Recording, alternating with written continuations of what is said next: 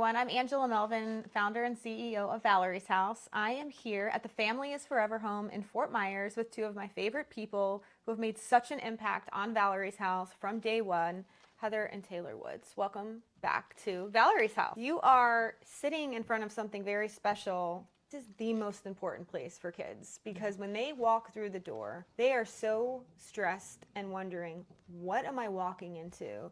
And when they come over here within like seconds, because the first thing we do, they might be shivering or like just like staying, almost hiding behind their parent, we say, do you want to go over to the teddy bear wall? And as soon as they do that, their eyes are like this. Yeah.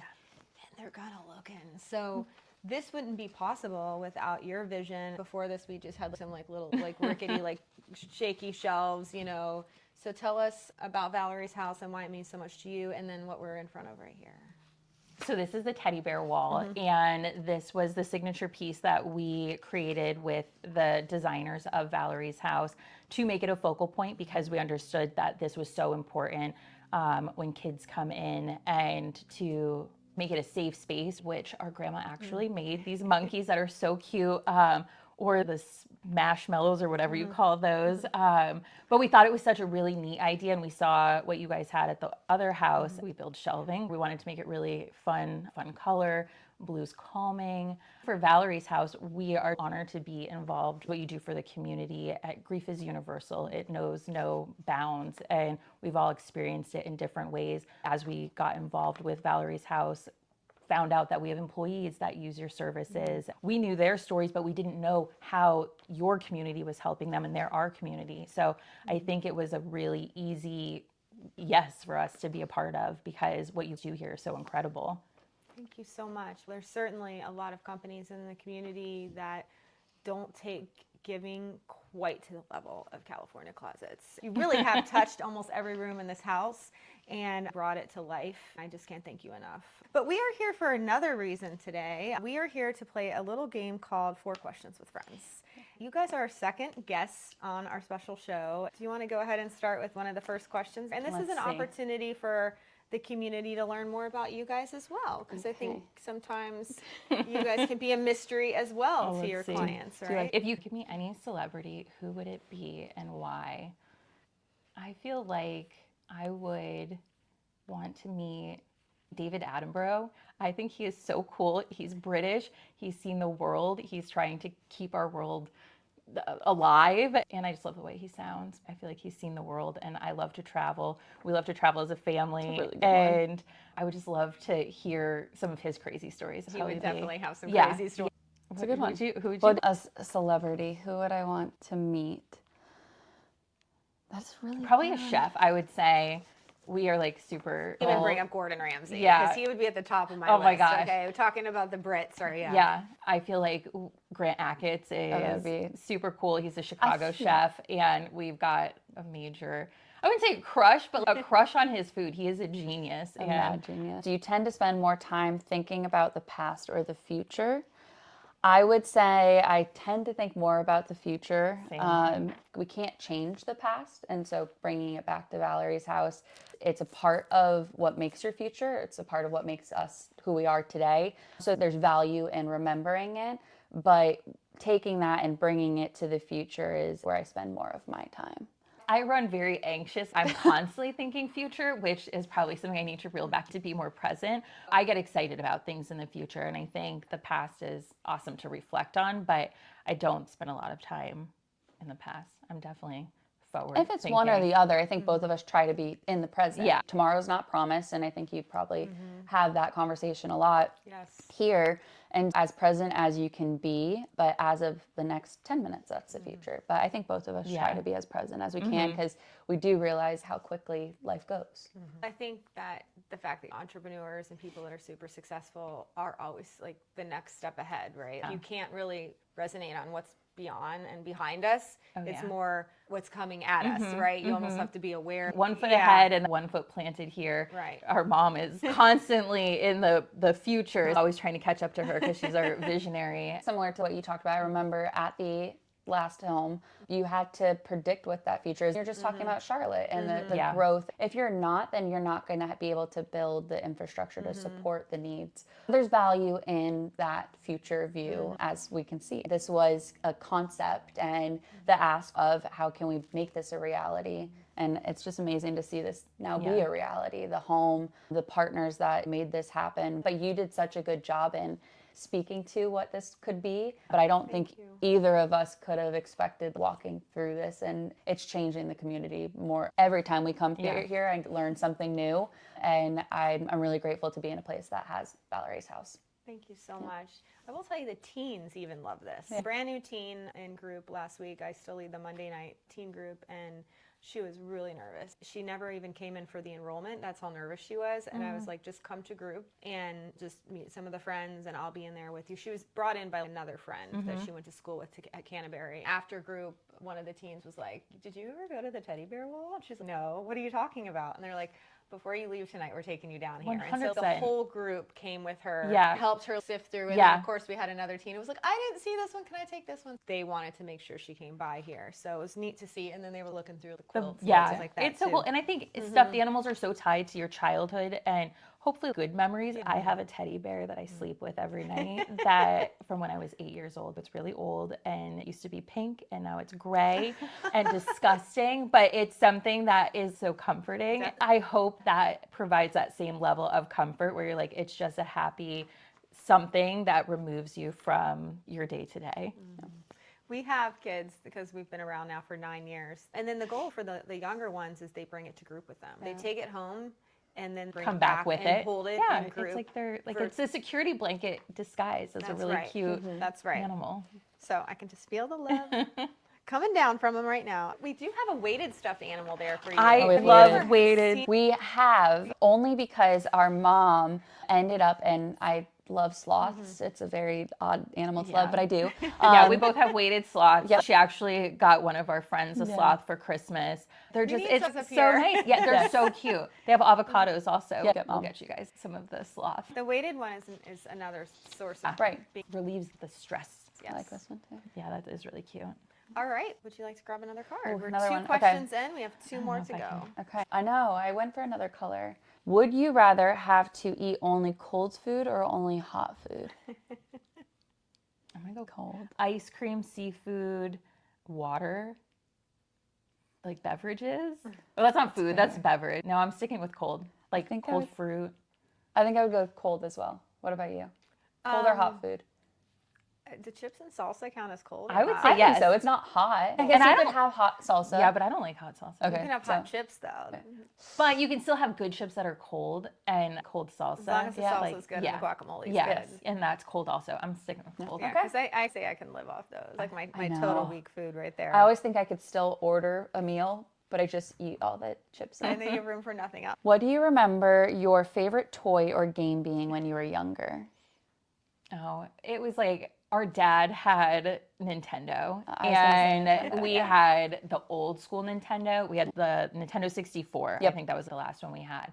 When you were 16 or 18, I found on eBay a Nintendo for her birthday and all of these things. Nintendo. And like our great grandpa played Nintendo. You're probably like, oh, people play chess or something. No, we played Nintendo with our 90-year-old great grandpa and their dad. I think it's really like we'll talk about Crash Bandicoot or certain games and people are like, what are you talking about? I'm so intrigued with the relationship between you two as sisters, even just being here and hearing the stories and how you play off of each other. Have you always been this close, or how many years apart are you? I would say we're 8 years, and I feel like he liked me more as I got older. I'm sure like there are phases of life where you're just like, okay, this is like my baby, and then it's okay, this is like the annoying sister that wants to go everywhere, and that was probably like middle school years. And I was like 8 or 9 and they were driving to, we grew up here, but to Bishop Verona, I'm like, can I come? Or when TCBY was still around and I'd be like, okay, I'm coming. And my mom's, they're going on a date. Yes. It's always been a really easy relationship. Now we work together. It's a family business and we work with our mom, our stepdad,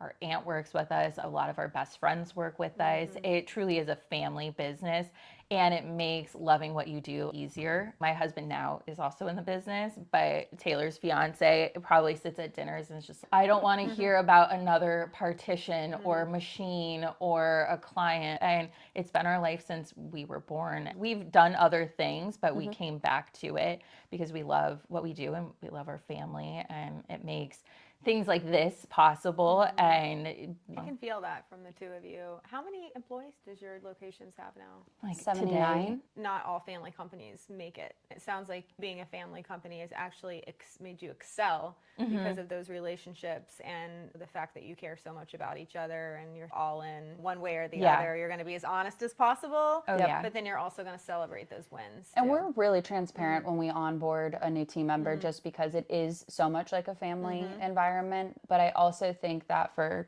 both of us, our mom is so giving and wants it to be, whether you work for us or the community, give back to the community. And it's that love. And you don't always experience like love in companies, big or small. I enjoy working here. While yes, it's the family side, we're a really unique company that gives that love. Well, we all have hard days. I really do think that it's a unique culture we strive for. You can't always say you love someone. Relating it back to Valerie's house, it's the same thing, being comfortable talking about grief. We try to make love in the workplace similar to that. It's okay to talk about these things. Conflict is okay, but at the end of the day, people are individual, whether it's a child or a family, still are loved and still have a safe space when they're dealing with this change. Yeah. I think it's easy to say that we love what we do.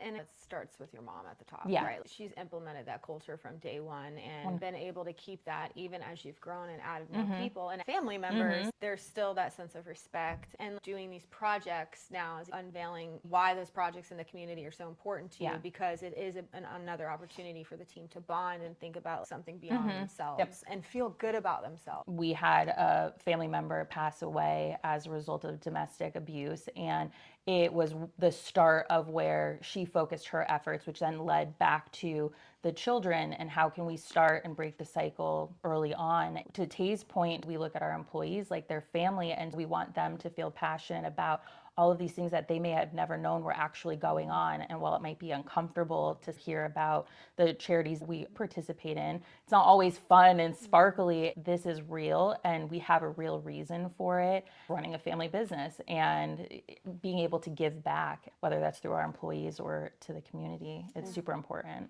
And it fulfills you. Yeah. You know, and I think people don't realize how much they get from helping and giving. And you're showing your team that. You'll see what this feels like, and then you'll almost be addicted to this. Like, hey, when's our next project when we're going to be able to help and give back?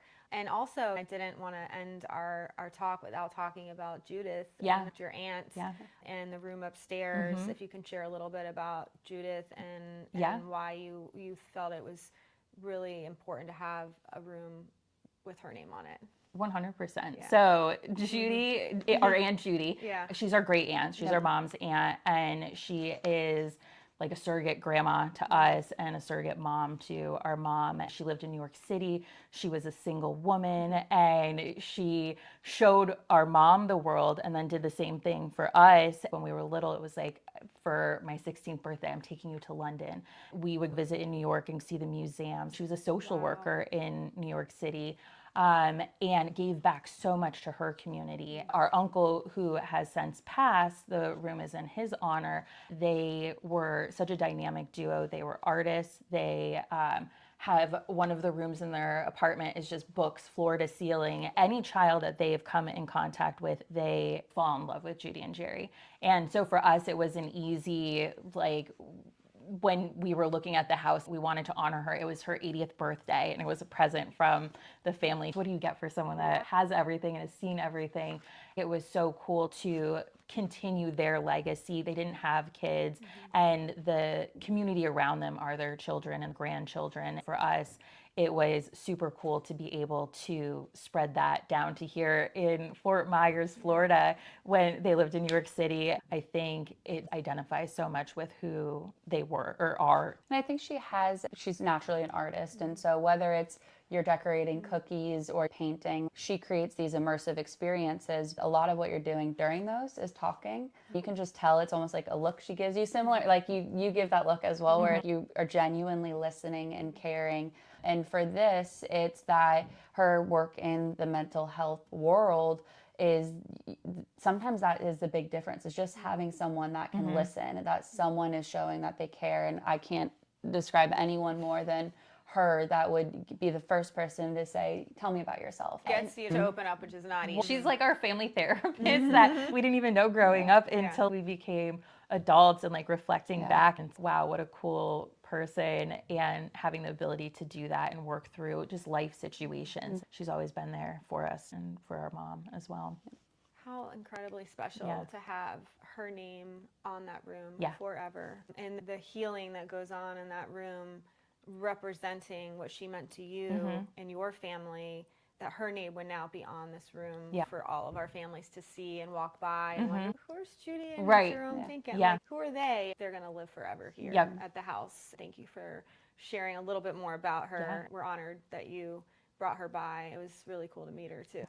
She dedicated her life to social work, like you said, and now that's so much of what we're doing here, paying it forward and wanting to help families. 100%. I think that's probably like in our family where the idea of giving started, was when we were little, and it was like, okay, we're gonna make leftovers from Thanksgiving and go give it to the homeless people that live downstairs of her apartment. And she taught us it doesn't matter how much money you have, you can give in time, you can give in money. Now we have a pairing of California closets in Valerie's house for Absolutely. generations to come. Our places that we love, our businesses will be connected, and I'm just grateful to know both of you and your family, and very happy that you volunteered to be guests on our special podcast here, and also allowing the community to learn more about the two of you as well. So thank you so very much for watching. And if you want to find out more about California Closets, please look them up. We're going to have them tagged here on this post. And definitely reach out to me if you need anything at Valerie's house. If you know someone grieving, we're always here for you. Thank you.